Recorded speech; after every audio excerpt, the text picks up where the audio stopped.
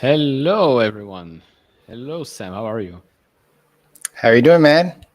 Doing good, doing good. I mean, we've gone back and forth on social media, I think, a couple of times, but this is the Yeah. first time we actually have an opportunity to chat. Okay, well, that's a stream. Good talking to you. Exactly. Thank you all for joining. Goodbye. What a day, man. What a day. Yeah, pretty good day, I'd say. Pretty good day. Green across the board. Can't complain. Oh, wow. I don't even know if this is just green across the board. This is just sticking it to a bunch of bears, especially seeing Tesla up like 7% today. This is pretty wild. Considering the sentiment there was last week that everything was going to fall apart and tariffs were going to come back on. And then over the weekend, of course, we got the development with the EU. I just, I don't know. I'm getting less and less surprised this is happening. Yeah, I mean, first of all, hello to everyone that is joining. Appreciate that. Yeah, I mean, maybe it was a good thing that yesterday the markets were closed. Maybe it was a good thing. Gave us a little bit more time to digest everything. But yeah, I'm pretty sure the bears are pissed for already a month and a half or so. Yeah, I mean, my whole thing, and I mean, sorry to touch up on it, but like, of course, macro is going to impact pretty much almost all the stocks across the board, especially when you think about like public investment and private investment, anything from a long-term perspective. But it's just a month ago, you had amazing prices and the market was down 23% peak to trough. And then now it's like, well, what else do you guys want? You know, do you want to revisit those lows so you can get back in from your underweight position? I don't know. We had the opportunity and I think we both took advantage of it. And here we are today, just enjoying it. Yeah, exactly. I mean, a month and a half ago, retail bought the dip. Yeah. And the big guys unloaded. And now they're probably chasing. I mean, there still is, what is it, over $7 trillion on the sidelines. Yeah, I saw that being floated around Twitter. I mean, a lot of that's going to stay in the sidelines, to be honest, because it's the money market funds. But at the same time, you know, it just shows the extremity of like how much capital is just sitting there when I would say part of it is, in fact, liquid per se, like where it could just be liquidating and rotating to something else, whatever it is. But I think the big thing today was seeing gold down like 2%, seeing bonds up and everything. It just shows that people are rotating back into risk on and they're in a much more favorable risk on environment and moving and transitioning onto what we're going to talk about. You know, you could see the space stocks are really rallying today. Of course, Tesla, probably the only way that retail investors can get in on SpaceX and Starlink. probably the only proxy they can use right now. It's up 5.87%. Elon is back. Fortunately, he postponed the SpaceX event, which I was looking forward to, but I'll watch it later on tonight, which is cool. But yeah, I mean, it's good to see that news. And RKLB is up over 10% still. I think I haven't checked in a little bit. Yeah, I think so. Yeah, RKLB is up 12%. ASTS was up considerably more, but I would say, you know, it's still pretty down there, especially considering my average. I'm not going to lie, I'm below my average, but that's fine. But yeah, I mean, we talked about this. We talked about this when we were chatting with each other. I have a position in ASTS. I have a position in RKLB. SpaceX, I don't have a position. I wish I had a position in Starlink, you know, but I do have a small Tesla position. But you said that you have Tesla, and you also have RKLB as well. Yeah. So you know, I mean, you said you also own Google, so you have a part. Yeah, exactly. You own a little I bit of ASTS. So indirectly, yeah. Now, I mean, it's 12.9% of their investment portfolio now for Alphabet. So it's a pretty big chunk. I can't remember how much of the company they own now with their investments. So I guess that's the indirect exposure. Plus, I still believe they have their SpaceX investments as well. So I guess I have both. Yeah, both no, exposures. I mean, that's the interesting part about the venture with Google, is that they also have a position in one of the companies I own as well, GitLab, GTLB. But yeah, I mean, they're kind of going for, ironically, the space TAM, and we're going to get a little bit more into that with some numbers and statistics. But you know, if you have these companies kind of going long it, especially Google, which is really good at its ventures, performing considerably good in my opinion, I think that they're kind of like telling us something, you know. And on top of that, there are some major investors and hedge funds that also got into ASTS as well. If I recall, I don't want to say it right now because I know that there was a difference between like Grab got a lot of news and a bunch of 13Fs in addition to ASTS, but there was a major one. I want to say it was George Soros that got into ASTS. Let me just Grab. I know it's Howard Marks who opened the position in his portfolio, and I think that's about it. ASTS, I don't know. Okay, George Soros family office, new position, ASD Space Mobile. So it's his family office. It's not exactly a big hedge fund, but you know, I mean, that kind of says something that they're looking at it, being that it's pre-revenue.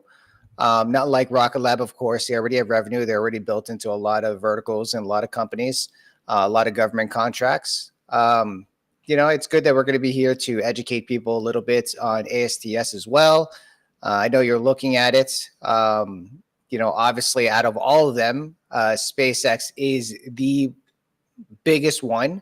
I think they're at, what's their valuation? Like almost 200 billion or 150 billion? I forgot the last 350. Okay. Yeah. All right. I was just a little off. Yeah. A little 100 billion here and there. Yeah. I got this chart that I wanted to share here. Do you mind if I share my screen? No, for sure. Go ahead. Okay.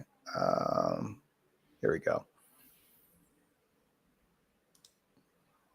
Okay, so this is a chart. I actually took this from a company called Starfighters. They're having some sort of private investment thing. But anyways, I took their data that they had on here, and I'm sure this is well more updated. But you can already see on this chart that's let me make this a little bit bigger. You can already see in this chart that the amount of launches to outer space is just exponentially increasing. And this is only up until 2023. What does it say here? Yeah, it doesn't say the year, but I'm assuming it's 2023 there. So 2023. And I don't even know. I can't do the growth rate on the top of my head, but obviously it's gained quite a bit of exposure in the last 10 years. And I'm sure when we go through some of the presentations from RKLB as well as ASTS, obviously these launches have increased in frequency dramatically. SpaceX used to launch maybe like a few times a year. Now they're launching something every single week, two times a week sometimes. Rocket Lab is obviously much more frequent. So Rocket Lab is they do a couple things, and you could probably I don't want to explain this too wholly because I know that you got in much earlier than I did. But from a high level, Rocket Lab is kind of the entire logistics for outer space, but they also offer a software platform as well. So they're getting revenue from both of those verticals, but ASTS or AST Space Mobile is not. They're not a launch platform.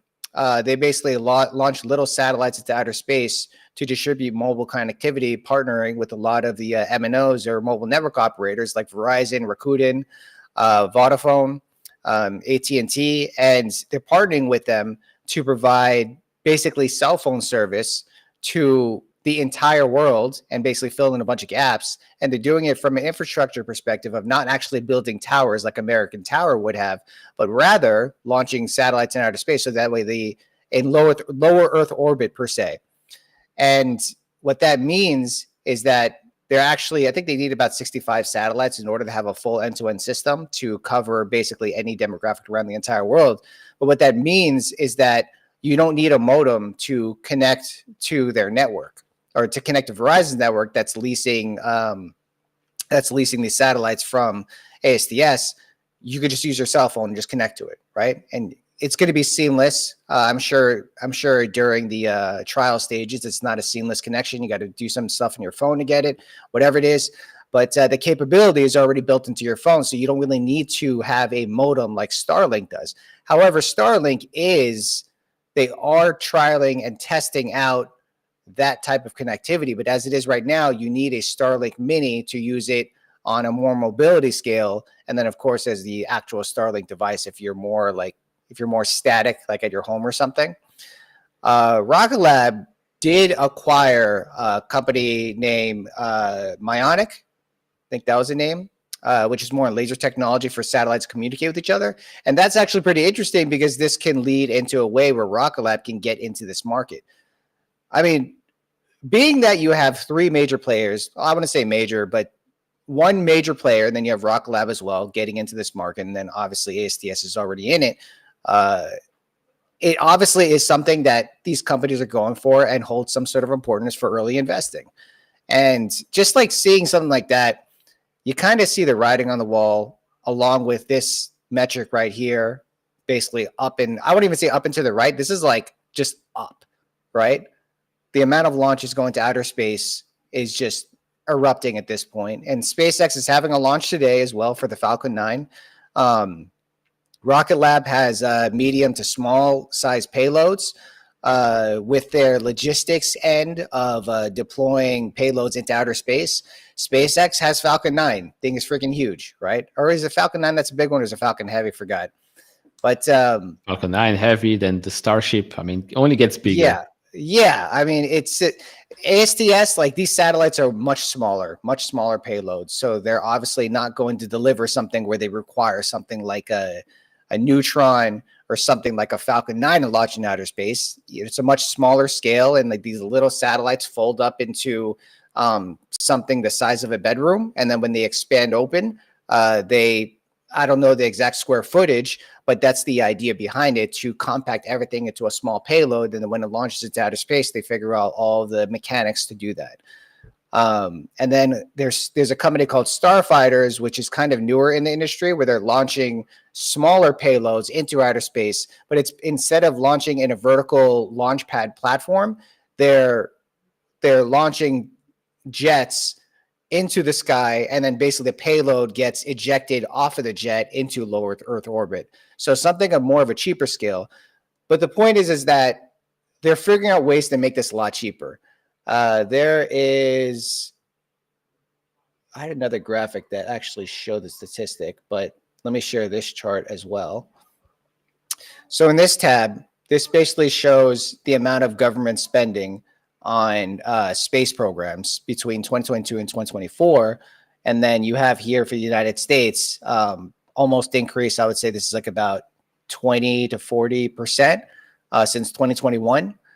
And then what's interesting about Rocket Lab is that they're expanding into European launch platforms, which isn't that small, to be honest. I mean, this is already growing. I wouldn't say this is growing as quickly as the US. Like, you could just look at this chart and see how much it's grown from 2021 to 2024.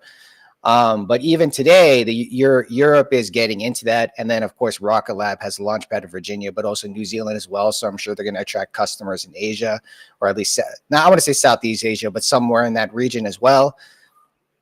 Just gets pretty exciting, you know, when you see stuff like this. Sorry, I've been talking for most of the time. I'm sure you have a lot to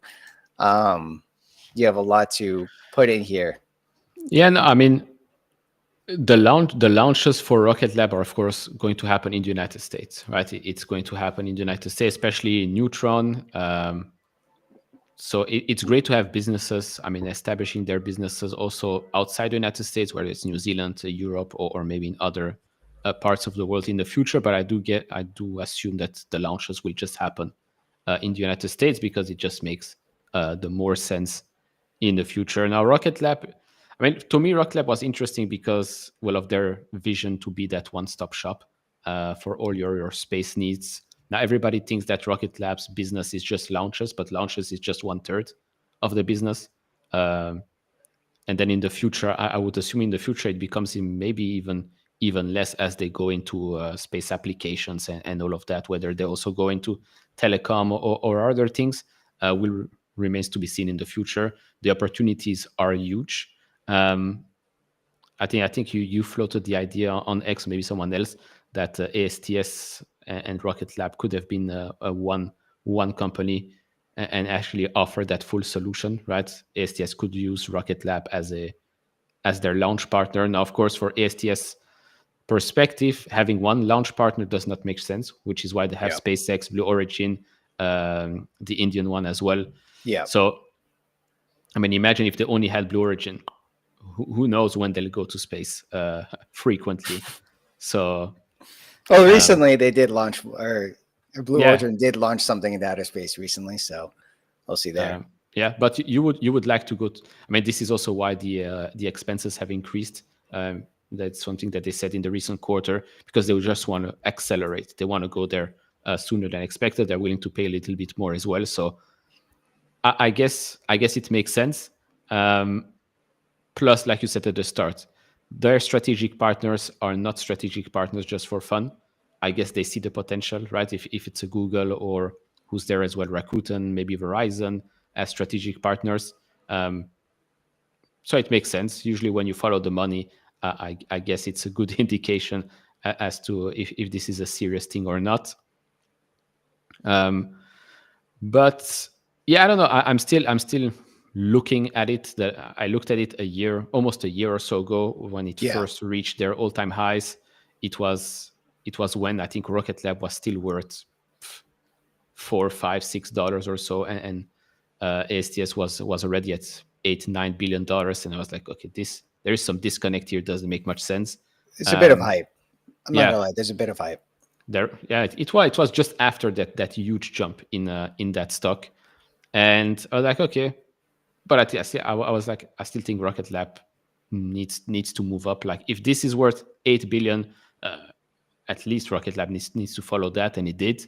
And now we're basically almost at the same price. Of course, one is already generating more revenue than the other, but the other is expected to generate hundreds. What is it, 200, 300, or maybe $1 million in fiscal 26?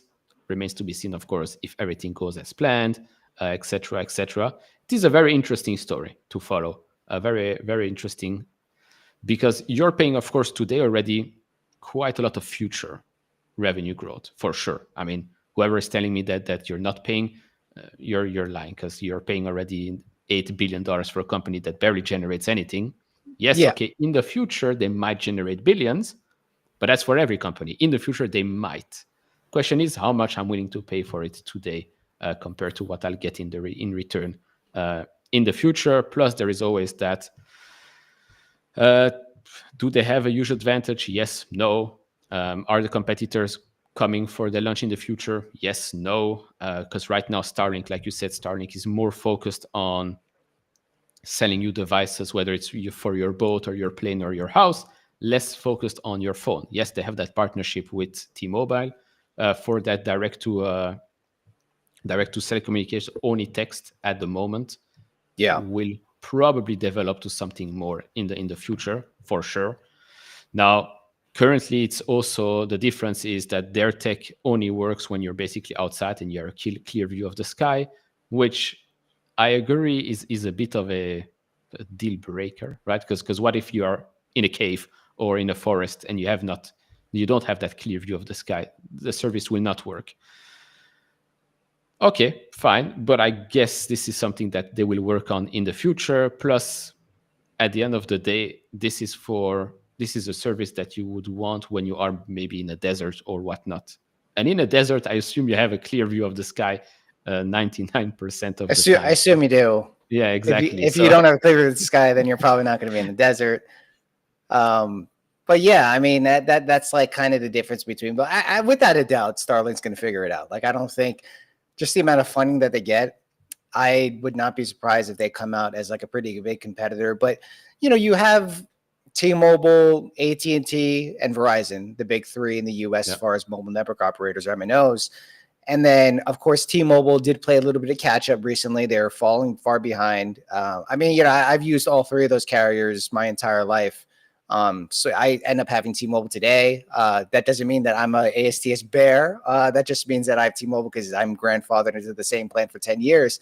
But at the same time, it's like, well, they all exist in parallel with each other, for a reason, because there's a lot of market out there and it's just growing, right? So you have a lot of the smartphone penetration that isn't just evolving in the US, but also around the entire world. And that's part of the thesis for Grab Holdings, which I know, do you own Grab? Also indirect through Uber. Okay. So that's a part of it. But I mean, at the same time, it's like the smartphone penetration is really what's playing into the whole secular trend. When you think about the reason why they're doing all of this, they're not doing it's like, hey guys, see that little dot up there? That's my satellite. That's me right there. Like, no, they're not doing it just to look cool. They're doing it because there's obviously an opportunity here. And I don't think that's going to die anytime soon. I mean, just my niece was using her cell phone yesterday. And the reason why I bring this up is because just think about like the magnitude of how fast this is growing with smartphone penetration was that she was using TikTok yesterday with one hand after she was eating dinner. And I've never seen anyone able to use a platform that quickly with one hand in my entire life. Like she was watching videos, scrolling through, doing this. Think of how much data is being fed through her phone and how her phone is connected to all these people around the entire world, right? Maybe not her specifically, but in general in the entire network.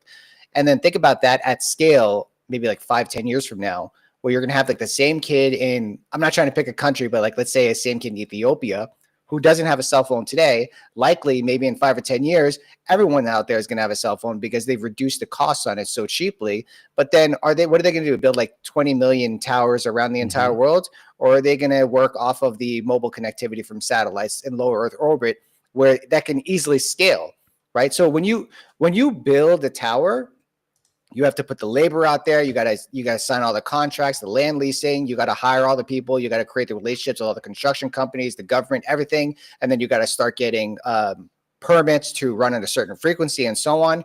When you send it in outer space, I'm not saying that you don't have to do all those things, but certainly the costs are decreasing as we've seen in the chart day by day. What was it like 54?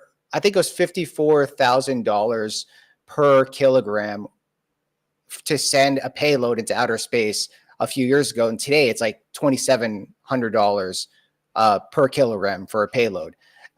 I'm sorry, maybe that was supposed to be $1 million.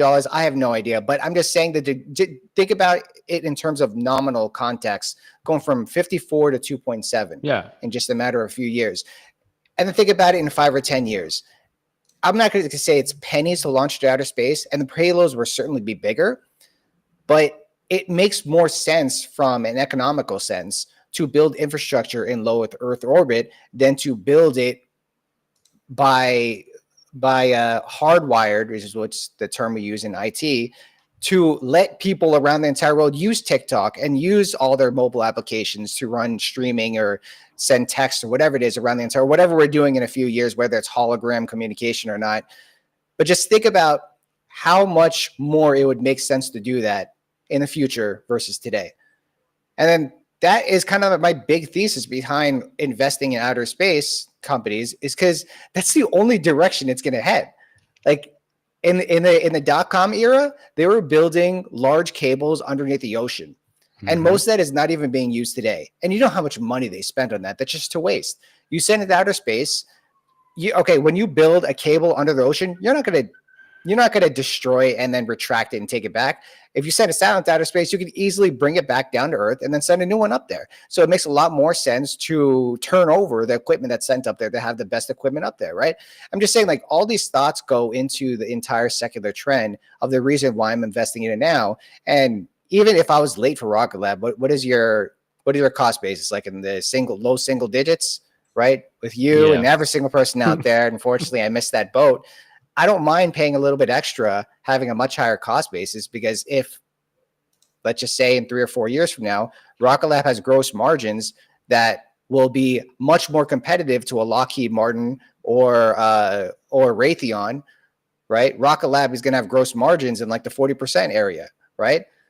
That, like, these large defense companies who are also building rockets and everything as well, they would love to have gross margins that high, but they can't. And now that's a good part of Rocket Lab, as we were saying. I actually have a chart over here as well. I'm going to share this one. I know you use finchat.io, so you'll like this one.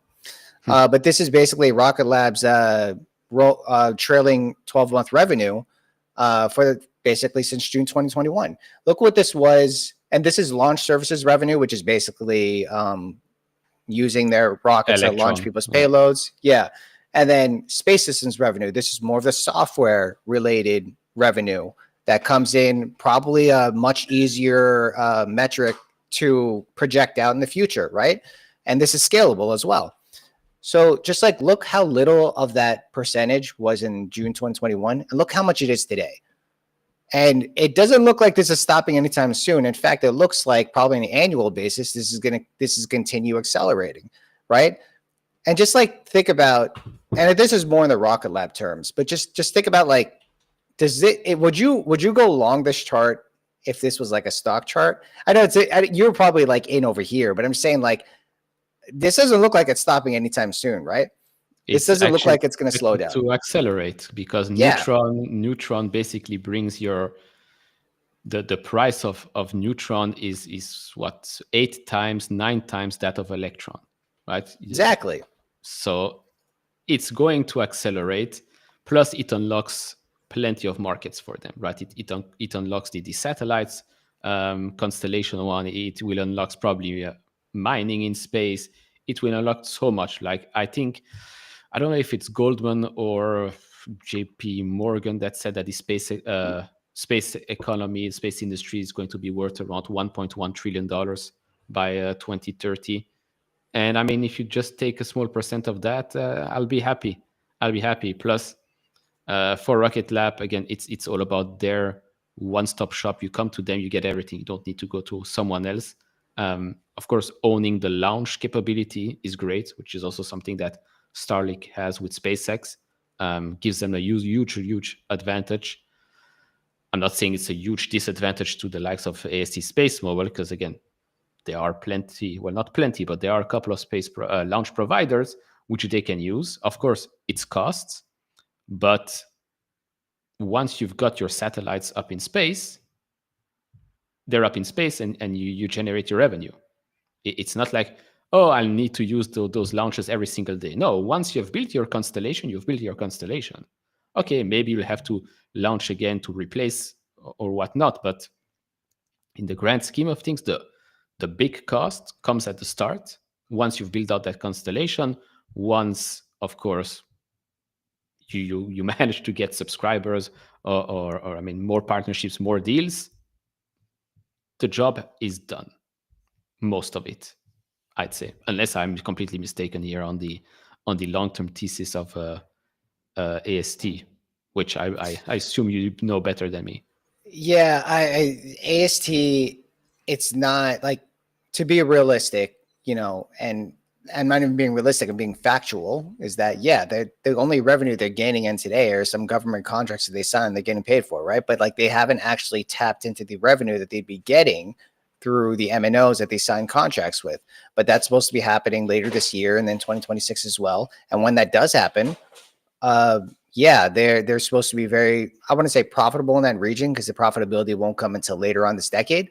But they're supposed to be gaining a lot of revenue that, of course, the market is pricing in today.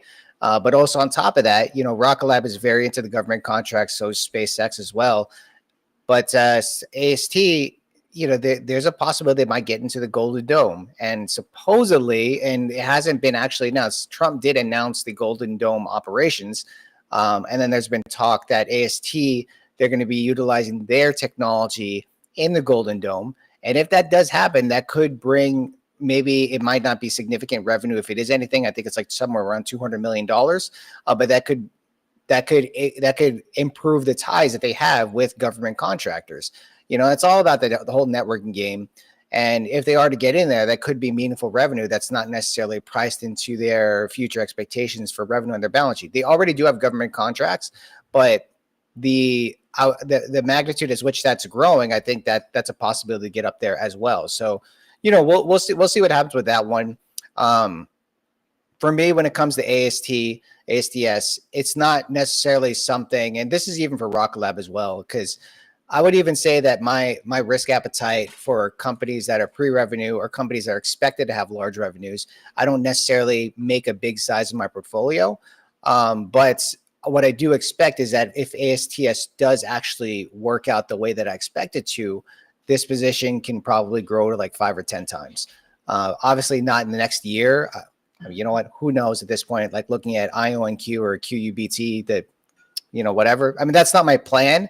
It would be nice, certainly. But at the same time, like I would say that the degree of confidence for gaining on that revenue in the much nearer term is probably much higher with Rocket Lab. But that's the reason why Rocket Lab has the upward momentum in terms of its price versus AST, which has pulled back considerably.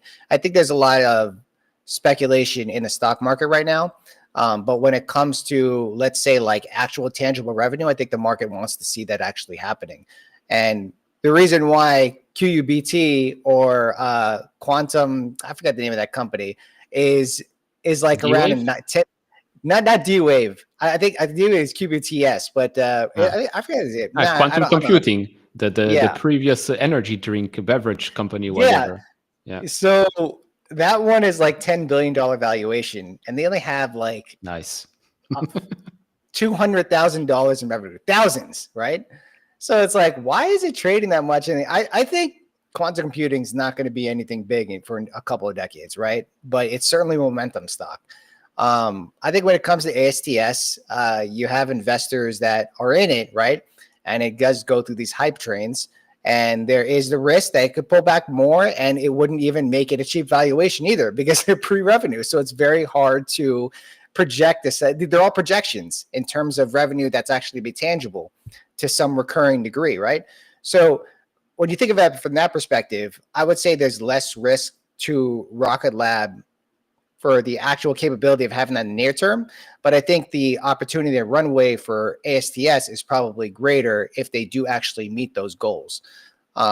Unfortunately, we can't invest in Starlink or SpaceX, but indirectly or by proxy through Tesla or Google, whatever it is, you're certainly going to reap the benefits from that. Two things. One, I need to address Andre's comment here. There's no such thing as build once and profit. I agree. That's why I said, but the first big build, the couple of billions of dollars that they need to build up their constellation, that's something you need to do at the start. Then, yeah, of course, you always have to go up there, maybe repair, change the satellites, but the big billions will happen at the start of that journey. Of course, there's no such thing as build once and profit.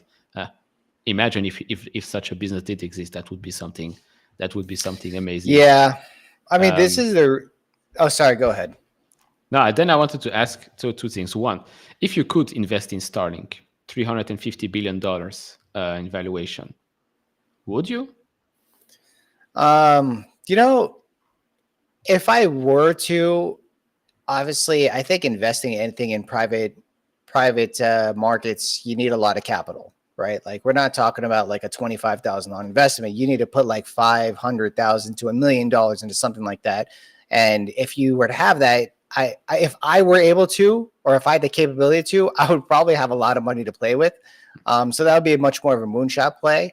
I would actually invest in Starlink. And that's mostly because they're already, I want to say mature, but it's a sure thing. Like they're going to be going places, right? Now, are they going to go to Mars? Yeah, like are they going to Mars? I don't know. We'll see. But I would say that investing in Rocket Lab as a retail investor is probably the least riskiest when it comes to a space type of investment. The most runway, I would say ASTS. The most risk reward, I would say ASTS in that matter. Mostly because, well, they already have contracts with these major mobile network operators, so that is definitely speaks volumes. Like they wouldn't invest in this company if they weren't planning to do anything. But at the same time, you know, with greater risk comes greater reward as well. I always thought that Rocket Lab was going to pull back a lot more during the April pullback, and I was like actually hoping that, but I couldn't. You know, there's like a lot of sayings with Peter Lynch and a bunch of other investors that like if you're literally waiting to like save 10% on a multi-bagger opportunity, then like you're doing it wrong, right? And it depends on your time frame. Like if I'm investing in Rocket Lab for, you know, years, like what do I care about saving 10% on my cost basis? Like it just makes no sense at that point. You know, if it was like a 20% position, then maybe, right? I would ladder in.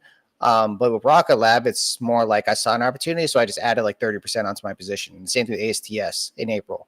Unfortunately, one of them worked out and the other one didn't, but I'm still holding. So, yeah, but yeah, I mean, again, this is for me as well. I mean, I'm already up, not to boast, but I'm already up close to 400% on that position, which is great.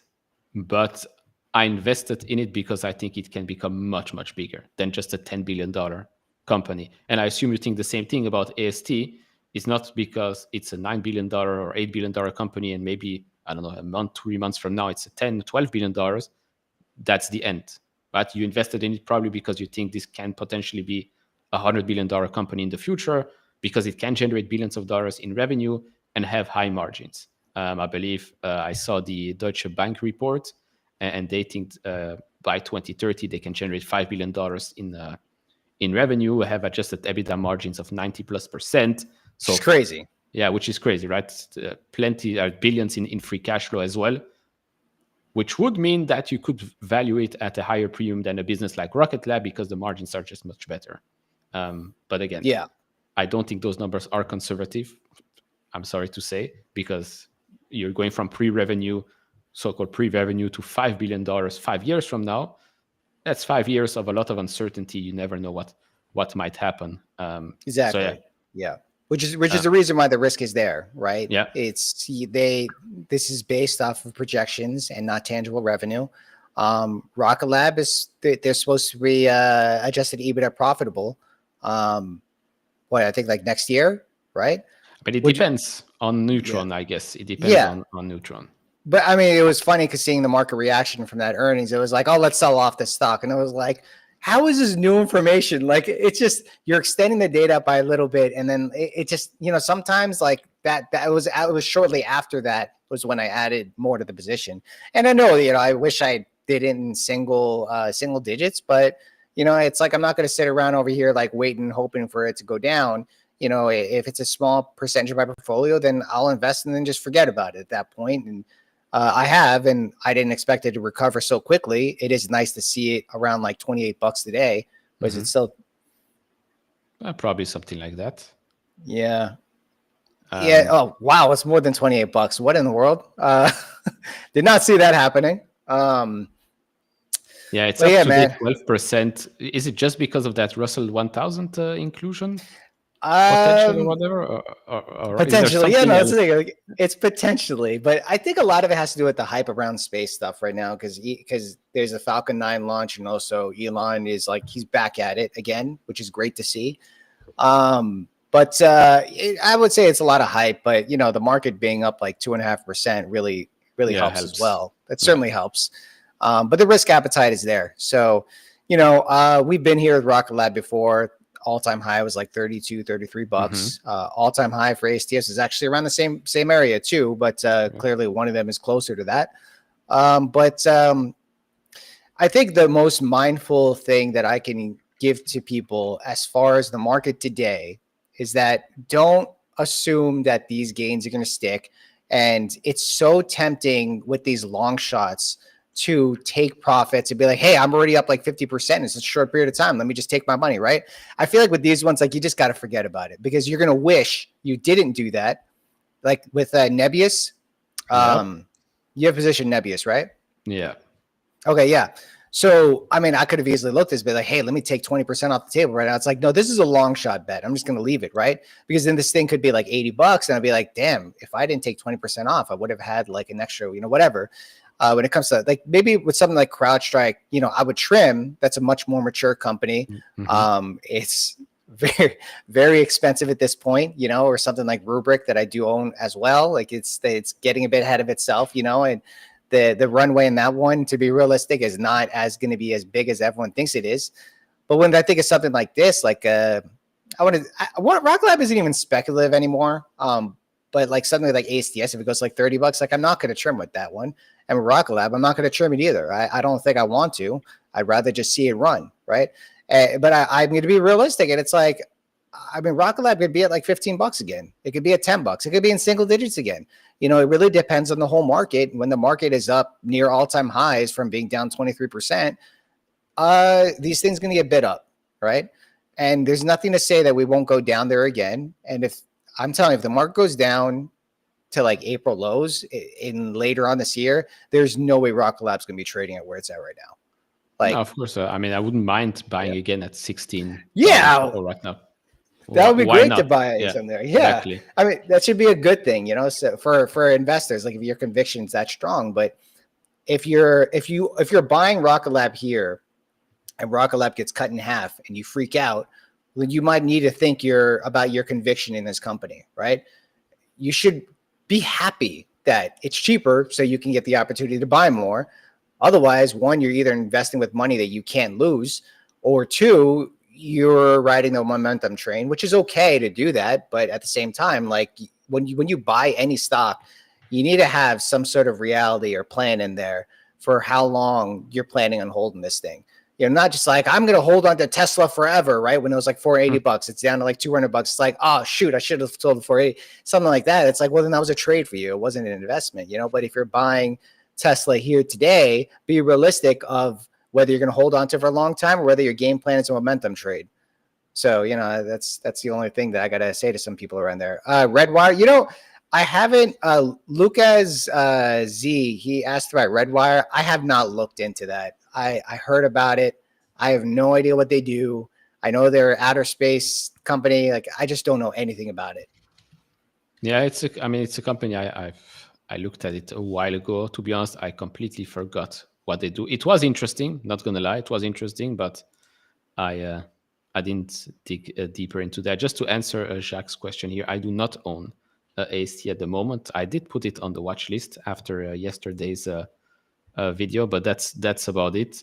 And to Andre's point, the low orbit satellites deorbit after 5 years. I thought it was 25 years, and now there is just I don't know if it's already an official requirement or a suggestion that they need to deorbit after 5 years because of risk of debris and all of that. Because the last time I checked was 25, but now I'm looking at it right now, and it says that some regulations might require you to do it every 5 years. So, okay. I guess that will definitely change things, and that's how amortization happens in space. Correct. Yeah, there's definitely a space hype right now. I'm looking at it. Redwire's up 25%. I think Black Sky is BSKY. No. Yeah, I guess we're back to where we were. I mean, the same hype as last year when every single space stocks, quantum stock, suddenly for I don't know what reason, no reason to be honest, everything just went up 300, 400, 500%. It was crazy. This is what happens when you go from the worst sentiment you've seen since 2022 in the stock market to rug pulling for bears. And the market's up 2.5%. People dive in, and this is what you're seeing, right? So, be mindful if everything pulls back tomorrow, does a 50% retrace, these stocks are probably going to be down double that. So, I'm not saying it will be. I'm just saying, like, you guys better have a game plan here, right? Like, is this a trade for you or is this an investment? Great, RKLB is up, but I'm not gonna. I'm coming with the expectation that like this thing is probably going to pull back to low 20s at some point. Like nothing goes straight up, ever. If we have, because Starship is expected to launch later, I think later today or something like that. Yeah. If it's still on schedule, if it's a successful mission, I guess we continue with the momentum. If it's not, then maybe it will drag down the momentum. But for Rocket Lab specifically, all of the attention is, of course, on that first Neutron launch. Whether it's successful or not, just to see neutral on the pad and lifting off is going to be already a huge thing for the company. And as a shareholder, of course, I will fully admit that a lot of it is baked into the price right now, a successful Neutron launch. And then if it is 2026, 2027, that's when we actually generate revenue from Neutron, and that's where the fun starts for sure. I actually think the retail coverage on Rocket Lab is pretty good. It kind of reminds me of Palantir. Not because Garcia's in it, but I mean, it's an interesting, you have a CEO who's very widely outspoken, not afraid to say certain things.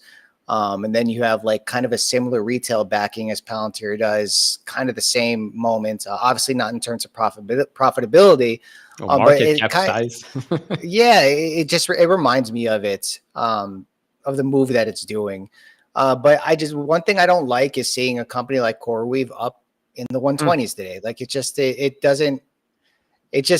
definitely speculation, gambling in the stock market. And, when I see that sort of stuff, I don't expect things to stick. I expect a lot of volatility in the upward and downward direction, but in a day like today, the market is crashing upward. It's not crashing downward. So, I don't think it's going to end. It's hard to put like a timeline and like when these sort of thing ends. But I'm not gonna lie. When I see Chamath Palihapitiya talk about opening an ETF to install in his ventures, it has me a little bit worried. Are we near there? Or are we not near there? So we'll see. Yeah, the next step in the SPAC, business. When I saw that, I was like, why I gotta do that, man? You're like the person who shows up to the party already drunk and ruining everyone's time. It's just like that's just what it feels like. Xpeng. Chinese Tesla. I've never heard about this, but there was news over the weekend that developed that BYD, which is the largest EV in China, big competitor to Tesla, cut their prices. I think it was like on a bunch of models and stuff by about like 20 to 30%. And then Pinduoduo had earnings today. They're down about 17%. So China's obviously not looking too good. I think this is more of in terms of the U.S. exceptionalism narrative that is continuing back, because if you look at the Chinese ETFs, are basically indices, and German indices, the DAX as well versus the U.S. It's been massively outperforming the U.S. since the beginning of the year. So there was this narrative that developed like around March or something that money's moving outside of the U.S.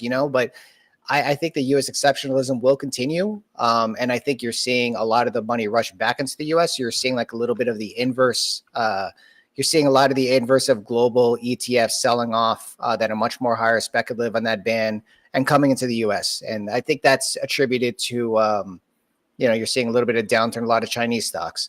I know you're an investor in Baba. Yeah, those were actually good earnings. Much this better is why I than think expected.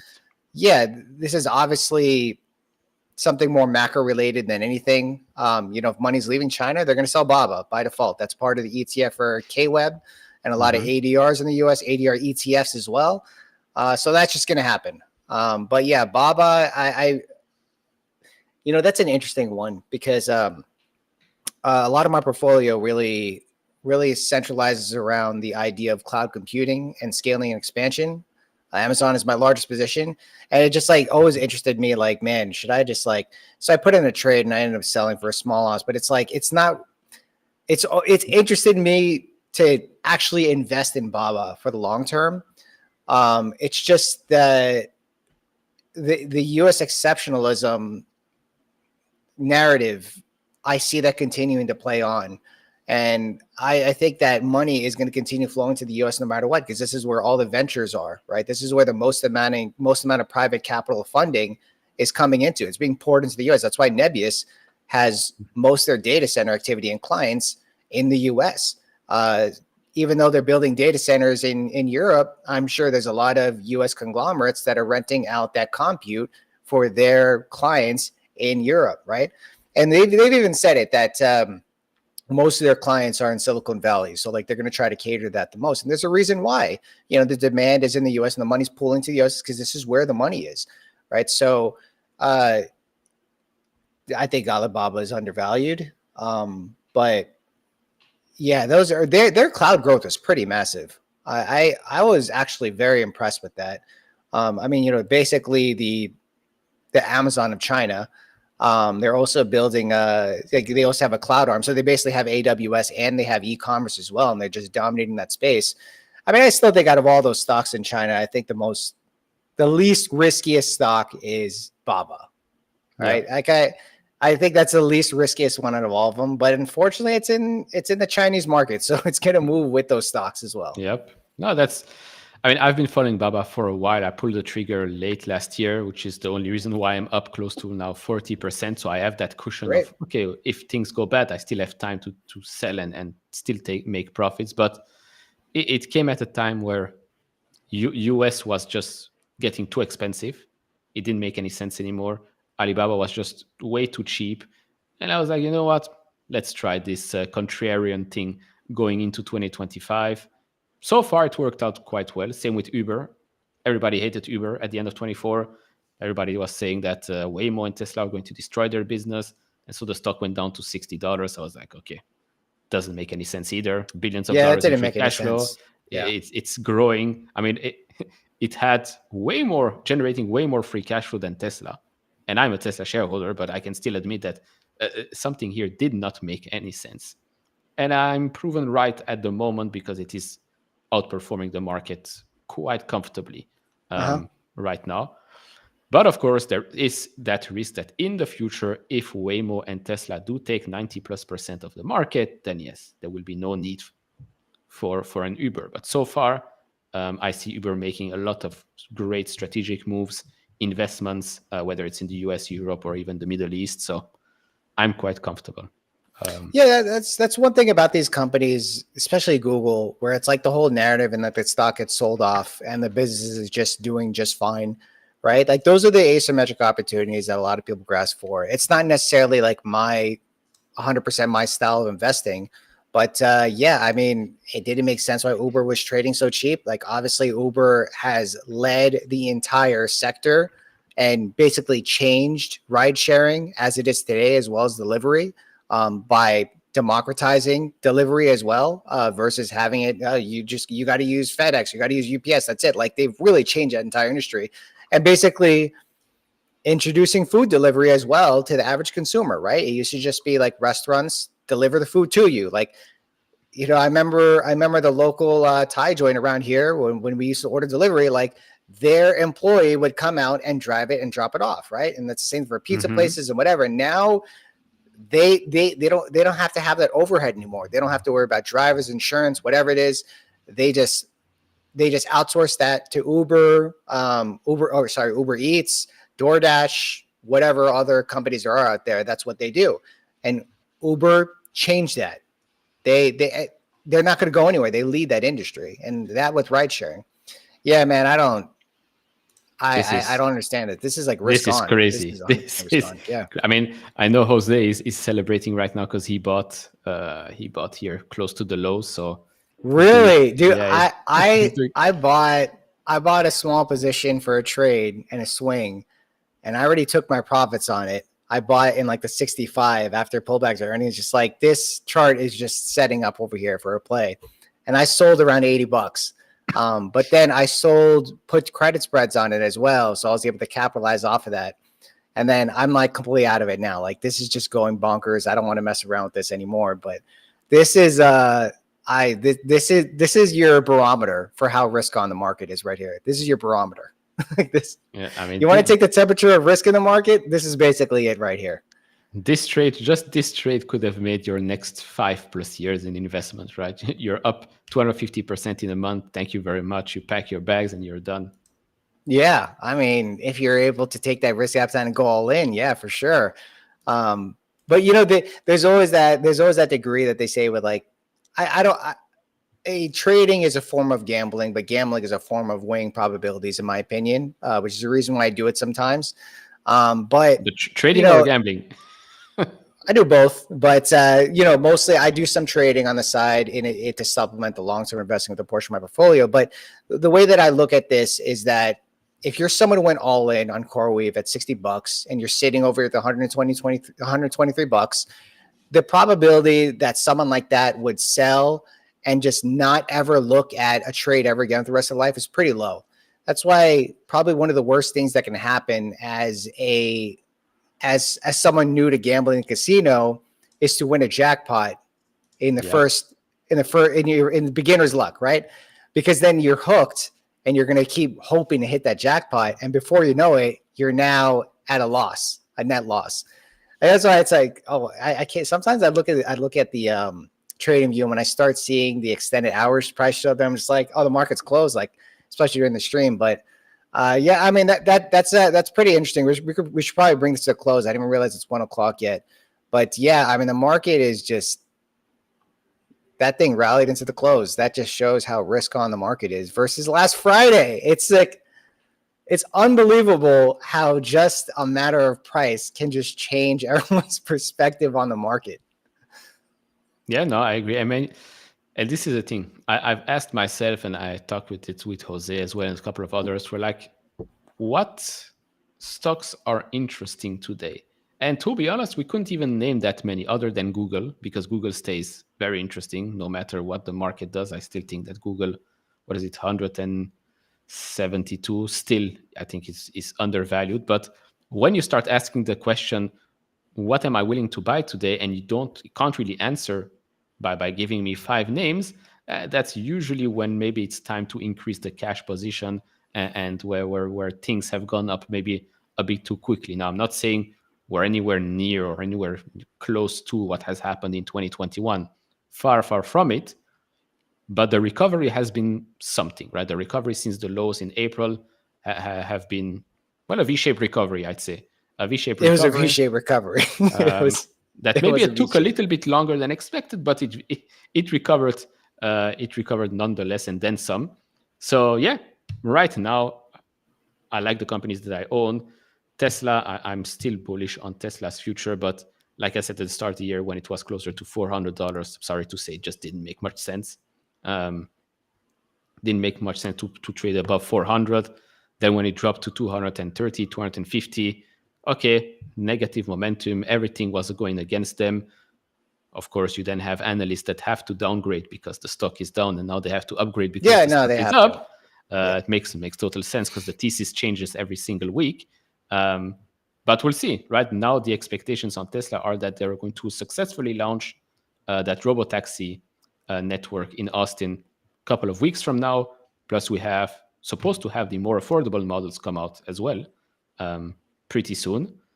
Now, not a gambling. I sometimes I like to play blackjack, but I could say that there is a higher chance that Tesla stock drops when robotaxis get out than it goes up, right? It might be a sell the news event, because right now the stock just keeps going up, even if the news is negative, which again tells me that the market is in a good mood.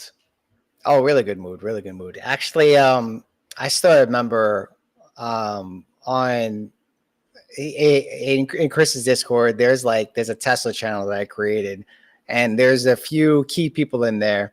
And I remember I was like trying to capture sentiment just by looking at the sentiment on Twitter and looking at the sentiment in the channel as well. But also it's like, for me, just Tesla has always just been a massive trade, right? In both directions that I've played it, it was just a trade. And the last time I was in Tesla, I admitted myself, like, this is just a trade. I was honest with myself.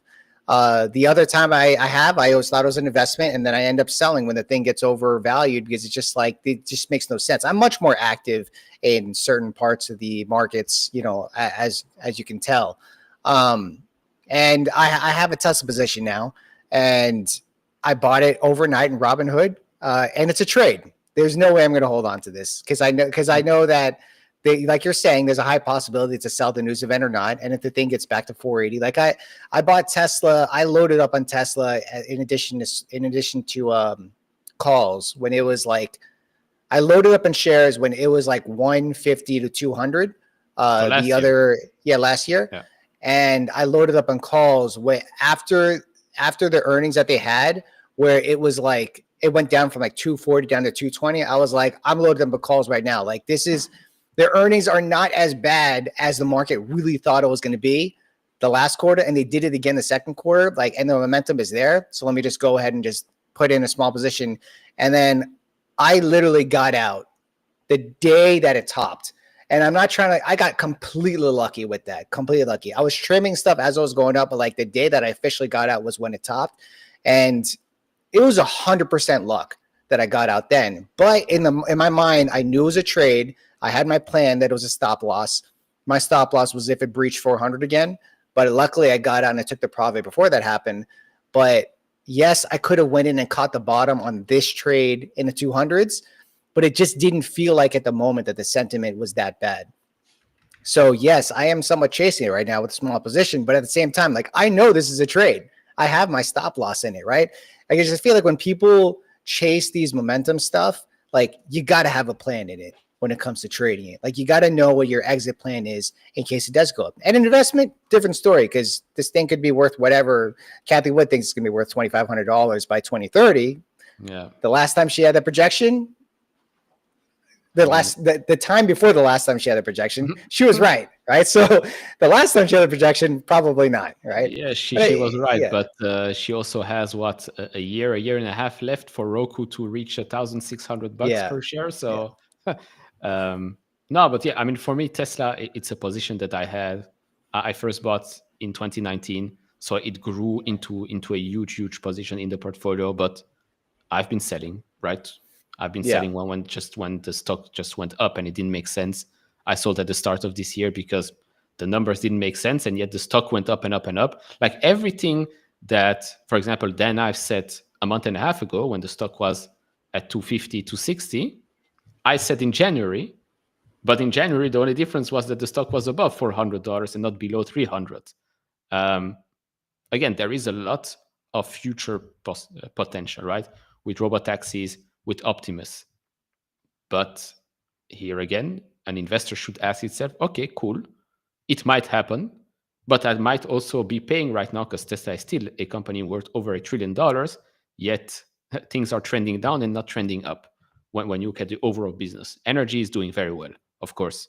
But how much of future revenue am I paying for already today?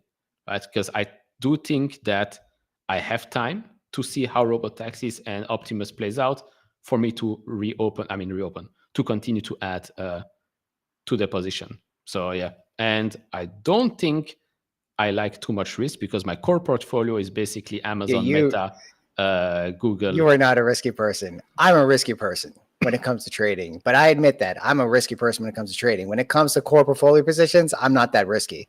That's why it's like positions like RKLB or ASTS, like these are very small positions in my portfolio. I had a 10% allocation in speculative stuff earlier last year. And now that 10% is bigger. But it's like the way Peter Lynch does it, where he has a small set of fringe plays. But for me, like my core positions are all profitable companies, right? Like I'm not going to risk something like in a downward trend in the business cycle to supposedly make like 100% on it. But anyways, that being said, I actually got a drop, but it was great chatting with you, Neil. I definitely want to do this again. This was awesome. But yeah. Thank you for everyone that has been joining in. We really appreciate that. We'll do this again for sure. For sure. Might even talk about Grab next time.